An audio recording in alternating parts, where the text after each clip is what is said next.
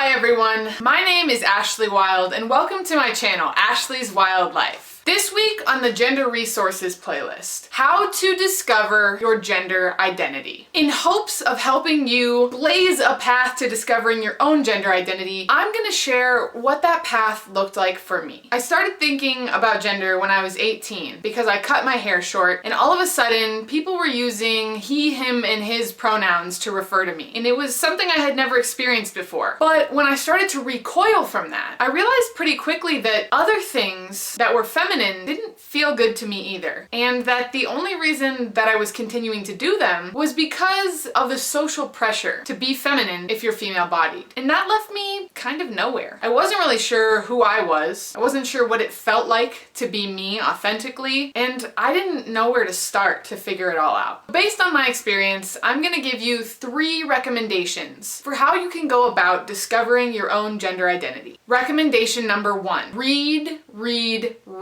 learn. Understanding how our society uses gender and how gender operates within the confines of different cultures is a huge part of understanding your own gender. There are videos on this playlist that can help you with some of those concepts, and there will also be links below as resources. When you feel like you understand gender, learn as much as you can about as many different gender identities as you can. Nonbinary.org has a really great list to start off with, where it defines a bunch of different gender identities. Read the definitions, but then go out and try to find someone who identifies that way, talking about what that feels like to them. The Gender Tag Project playlist has hundreds of videos of people with different identities talking about how they show up. That's a great place to start. Gather as much information as you can, even information that you aren't sure will be useful, because you need as much as you can to start to weed things away. Recommendation number 2, ask yourself why and then listen. You have to be willing to ask yourself questions about gender. Questions that can be really hard, like, do I want to transition? Would I rather have a beard? How do I feel about my period, my breasts, my penis? Why do I shave my arms or my legs or my armpits? Why do I keep my hair short? Why do I wear the colognes that I wear, the perfumes that I wear? The gender tag prompts can be a good jumping off place, but you have to add why to the end of every single one of them. It's not enough to say, I use men's cologne. You have to say, why am I doing it?